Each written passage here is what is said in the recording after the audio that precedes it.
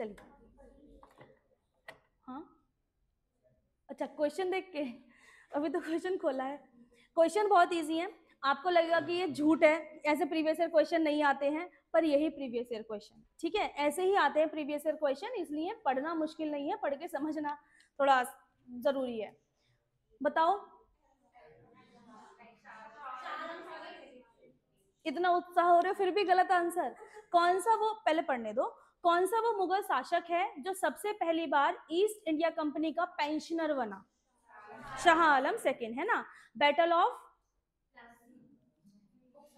बुक्सर नहीं Buxar, battle of Buxar 1764, है ना। 1764 के बाद जब हुई कौन सी ट्रीटी?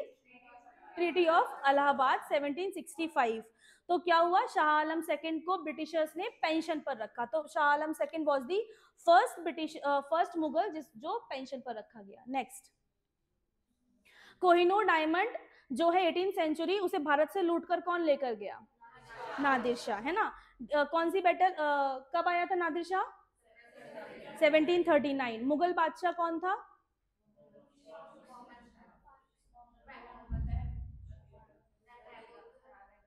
अरे क्लियरली बोलो एक शब्द। मोहम्मद शाह रंगीला, ठीक है, मुगल बादशाह था मोहम्मद शाह रंगीला, जो अपने ही रंग में रंगा हुआ था, उसको फर्क ही नहीं था कि नादिर शाह जो है वो गेट तक आ गया। चलिए, इनमें से कौन से कारण हैं जो मुगल एम्पायर के डिक्लाइन के कारण है? भाई इसके आगे ये भी है, रुको, ठीक है, रुको। कौन से कारण है जो मुगल एम्पायर के डिक्लाइन के हैं? पहला ऑप्शन लिखा हुआ है आपके सामने, औरंगजेब की नैरो पॉलिसीज, ठीक है। दूसरा ऑप्शन लिखा हुआ है अलायंस विद राजपूत की, राजपूत के साथ अलायंस करके मुगल एम्पायर डिक्लाइन हो गए। तीसरा कारण है मराठास का राइज होना। अब इनमें से कितने स्टेटमेंट सही हैं? First and third. अलायंस तो राजपूत के साथ जो मुगल्स ने बनाया, वो तो मुगल एम्पायर को मजबूत किया, उसने कमजोर नहीं किया, है ना। तो option number A, first and third only. Next question, which Mughal ruler gave permission for collecting chauth and sardeshmukhi on Maratha land to Peshwa Balaji Vishwanath? यानी कि जब चौथ और सरदेशमुखी दिया गया था 1713 में, उस वक्त जो मराठाओं के पेशवा थे वो पेशवा बालाजी विश्वनाथ थे। ये लाइन मैंने आपको क्लियर कर दी। अब आपको इतना तो पता ही है कि मराठाओं को चौथ और सरदेशमुखी सबसे पहली बार दोबारा कलेक्ट करने की रिस्पॉन्सिबिलिटी अथॉरिटी किसने दी? फारूक शियार, राफीउद्दर्जात, राफीउद्दौला या मोहम्मद शाह? फारूक शियार, ठीक है। देखो, फारूक शियार ने खुद नहीं दी, किसने दी उसकी जगह से? सैयद ब्रदर्स, सैयद ब्रदर्स ने, ठीक है। सैयद ब्रदर्स ने एक एग्रीमेंट किया था कि 6 राज्यों से आप चौथ और सरदेशमुखी इंडिपेंडेंटली कलेक्ट कर सकते हैं, लेकिन हम रिस्पॉन्सिबिलिटी मानते हैं मुगल रूलर की। तो मुगल रूलर फारूक शियार था, ठीक है। सैयद ब्रदर्स थे, जुल्फिकार खान तो बहुत पहले जहांदर शाह के टाइम पर ही वो खत्म हो गया था। आगे, गुरिल्ला वॉरफेयर औरंगजेब की आर्मी के अगेंस्ट किसने लॉन्च किया था? शिवाजी। गुरिल्ला वॉरफेयर अगर कभी भी आ जाए तो आप आंखें बंद कर कर भी मराठा एम्पायर लगा सकते हैं, क्योंकि गुरिल्ला वॉरफेयर मराठा एम्पायर की ही मोनोपोली है, वही लड़ना जानते हैं गुरिल्ला वॉरफेयर कैसे लड़ी जाती है। और वो लोग लड़ना जानते हैं जो पठारों के, पहाड़ों के इलाके में रहते हैं, क्योंकि गुरिल्ला वॉरफेयर छुप छुप कर फाइट करने वाला एक टेक्निक होती है, ठीक है। तो शिवाजी मराठा रूलर। इसके बाद अभी एकदम से आंसर मत देना, क्योंकि अभी आगे भी ऑप्शन है, ठीक है। अहमद शाह अब्दाली का इंडिया इन्वेजन के पीछे क्या कारण थे? सबसे पहला आपके पास ऑप्शन लिखा हुआ है कि वो मराठाओं के उड़ते हुए वर्चस्व को डाउन करना चाहता था नॉर्थ वेस्ट फ्रंटियर प्रोविंस से। दूसरा कारण है कि वो जुलंदर अदीना बेग खान से इरिटेट हो गया था, जो कि गवर्नर था पंजाब का। तीसरा आपके पास लिखा हुआ है कि वो मुगल एडमिनिस्ट्रेशन को पनिशमेंट देना चाहता था, क्योंकि मुगल एडमिनिस्ट्रेशन उसे रिवेन्यू नहीं दे रहा था। और कारण है कि वो पंजाब के फर्टाइल प्लेन को एनेक्स करना चाहता था। बताइए, अहमद शाह, क्वेश्चन पूरा पढ़ना। अहमद शाह अब्दाली की 1761 की वॉर पूछी जा रही है कि थर्ड बैटल ऑफ पानीपत जो हुई थी उसके पीछे क्या कारण थे? बताइए, 1761 की बैटल किसके साथ हुई थी? बैटल ऑफ पानीपत मराठाओं के साथ, है ना। तो मराठा वाला रीजन ढूंढना है आपको कि मराठाओं के साथ क्यों वॉर हुई। आपको ये रीजन नहीं ढूंढना कि मुगलों के साथ क्यों फाइट हुई, ठीक है।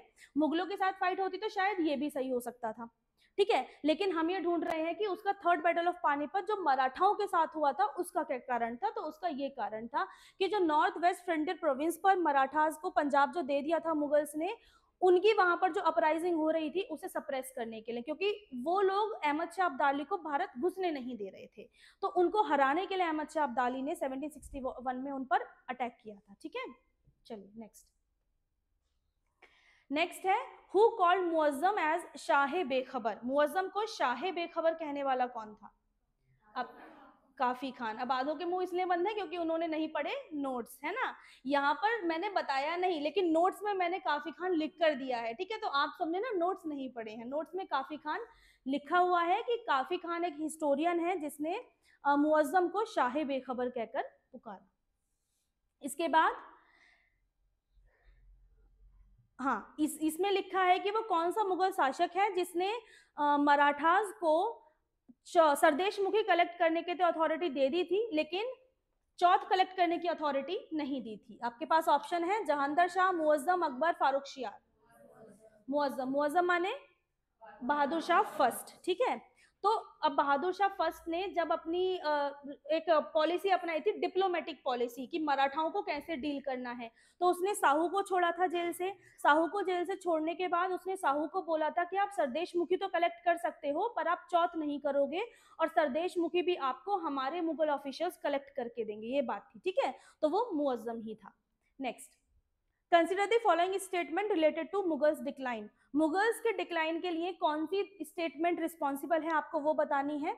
सबसे पहली स्टेटमेंट बोल रही है कि मुगल्स नोबल्स, यानी कि जो मुगल्स अधिकारी हैं, वो बहुत अच्छे से जाने जाते थे उनके लाइक लॉयल्टी के लिए, लेकिन जैसे जैसे समय आगे बढ़ा, जैसे जैसे वॉर ऑफ सक्सेशन होने लगी, जैसे जैसे उत्तराधिकारों के युद्ध होने लगे, इनकी लॉयल्टी खत्म होने लगी और ये मुगल्स के डिक्लाइन का कारण बनी।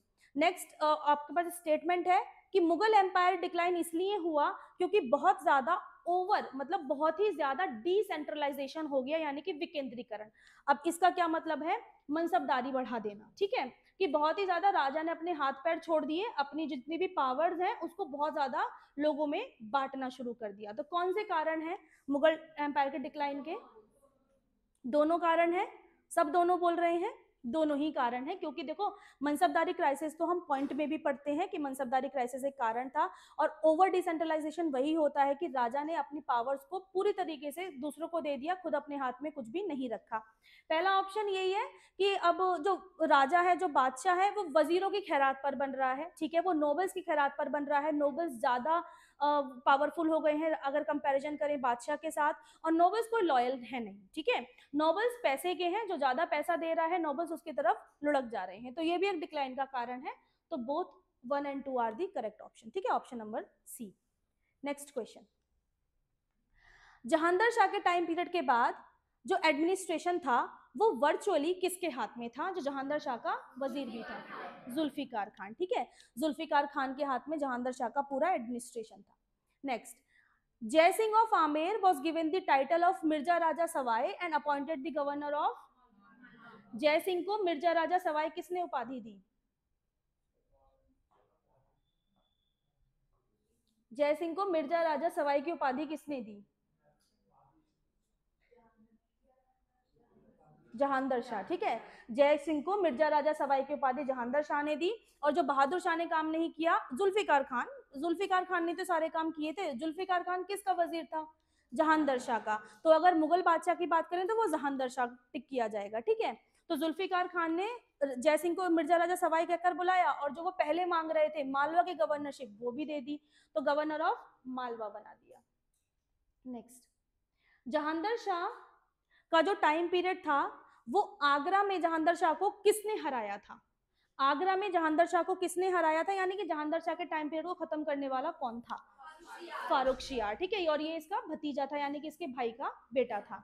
तो फारूक शियार ने जहांगीर शाह के टाइम पीरियड को खत्म करा। इसके बाद फारूक शियार की जो विक्ट्री है, फारूक शियार की जो जीत है, वो सैयद ब्रदर्स के कारण से है, और फारूक शियार ने सैयद ब्रदर्स को वजीर और मीर बख्शी का पद दिया। आपको रिस्पेक्टिवली बताना है, यानी कि कौन वजीर था? अब्दुल्ला खान। कौन मीर बख्शी था? हुसैन अली। तो अब्दुल्ला खान एंड हुसैन अली खान, ये बोथ ए एंड बी, ये दोनों जो ये जो ऑप्शन है ये रिस्पेक्टिवली ही लगा हुआ है। नेक्स्ट ये क्या लिखा है, एक मिनट रुकिए। सैयद ब्रदर्स, अच्छा इसमें ये लिखा है जो सैयद ब्रदर्स को डिसलॉज यानी कि सैयद ब्रदर्स को जो खत्म किया था किसने, किस मुगल बादशाह ने, मोहम्मद शाह। मोहम्मद शाह रंगीला जब शासक बनता है उसको मालूम होता है कि मुझे सैयद ब्रदर्स ने बनाया है और पिछले कुछ समय से सैयद ब्रदर्स शासक बना रहे हैं और उसे मार रहे हैं। तो मोहम्मद शाह रंगीला ने 3 लोगों का ग्रुप बनाया, ठीक है, एक सादत खान, एक निजामुल मुल्क चिंकुलिज खान और एक मोहम्मद आमीन खान। तो इसमें बस आपसे वो तीसरे बंदे का नाम पूछा है कि वो कौन था जिसने इनको सैयद ब्रदर्स को खत्म किया, कौन था, आमीन खान, मोहम्मद आमीन खान। और ये मोहम्मद आमीन खान जो था वो निजामुल मुल्क के फादर का कजन था, ठीक है। ये आपके पास जो नोट्स है ना उसमें प्रॉपर ये पूरी ही लाइन लिखी हुई है। चलिए नेक्स्ट क्वेश्चन, जहांगीर शाह का जो टाइम पीरियड खत्म होता है वो कैसे खत्म होता है। आपके पास ऑप्शन है कि उसको उसके वजीर ने हटा दिया, दूसरा कि वो गिर गया सीढ़ियों पर चढ़ते हुए, तीसरा ऑप्शन है नेफ्यू के साथ बैटल में वो हराया गया, चौथा ऑप्शन है भाई के साथ बैटल में हराया गया।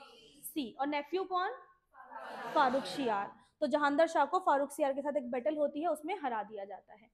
अगला क्वेश्चन है आपके सामने कि which Mughal emperor reign mark the beginning of empires decline, कि किस मुगल शासक का जो टाइम पीरियड है वो साम्राज्य के खत्म करने के लिए रिस्पॉन्सिबल है, यानी कि शुरुआत जहां से हो जाती है, औरंगजेब, ठीक है। औरंगजेब की सांप्रदायिक नीतियां, औरंगजेब के पैसे का वेस्ट करना, बहुत बड़ी एम्पायर बनाकर उसको कंट्रोल करने की कोशिश करना, ये सारी जो चीजें हैं वो औरंगजेब की वजह से ही बात यहाँ से शुरू होती है।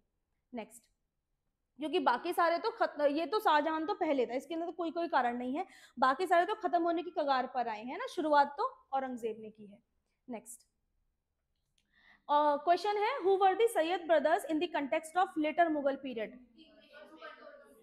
सैयद ब्रदर्स कौन है, किंग मेकर्स, ठीक है, राजा बनाने वाले किंग मेकर्स हैं सैयद ब्रदर्स, जिन्होंने मुगल थ्रोन को, मुगल ताज को कंट्रोल करके रखा हुआ था, यानी कि उनकी मर्जी से कोई भी शासक बदल दिया जाता था और कोई भी नया शासक बना दिया जाता था। तो ये बात आप याद रखेंगे, किंग मेकर्स कहा जाता था सैयद ब्रदर्स को।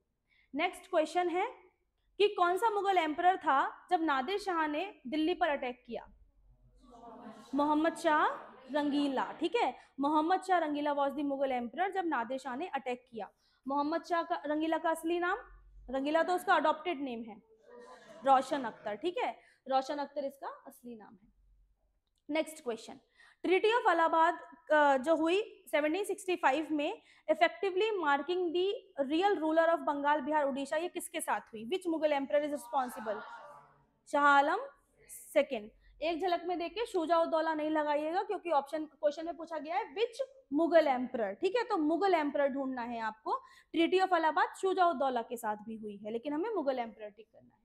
Last question, who was the last Mughal emperor disposed by the British after the revolt of 1857, ठीक है, Bahadur Shah Zafar second was the last Mughal emperor जिसको ब्रिटिशर्स ने खत्म करके मुगल एम्पायर को भी खत्म कर दिया और बहादुर शाह जफर सेकेंड को कहाँ भेज दिया, म्यांमार, ठीक है, और वहीं पर समाप्त हो जाता है और पूरे भारत पर कब्जा हो जाता है ब्रिटिशर्स का। तो चलिए इसी के साथ ये लेक्चर भी खत्म हो गया। प्रीवियस ईयर क्वेश्चंस इसी तरीके से आते हैं, मैं 20 लेकर आई हूँ, जितने भी आप ढूंढेंगे घुमा फिराकर इसी तरीके से ही पूछे गए हैं, है ना। तो क्वेश्चंस का लेवल डिफिकल्ट नहीं है, बात है याद रखने की कि आपको याद भी रखनी है चीजें, क्योंकि अभी अभी आपने ताजा ताजा पढ़ा है तो बता दिया, जब आप इसको जब पेपर अटेम्प्ट करने बैठेंगे ना तो आपके सामने हर क्वेश्चन आएगा, तो उस क्वेश्चन के बीच में पॉइंट चीजों को याद रखना वो एक चैलेंजिंग टास्क बन जाता है, ठीक है। तो इसे याद रखिएगा, रिवाइज करते रहिएगा और बुक नहीं छोड़नी है, बुक आप पढ़ना शुरू कर सकते हैं सतीश चंद्र, ठीक है। इसके बाद हम क्या शुरू करेंगे, इसके बाद हम शुरू करेंगे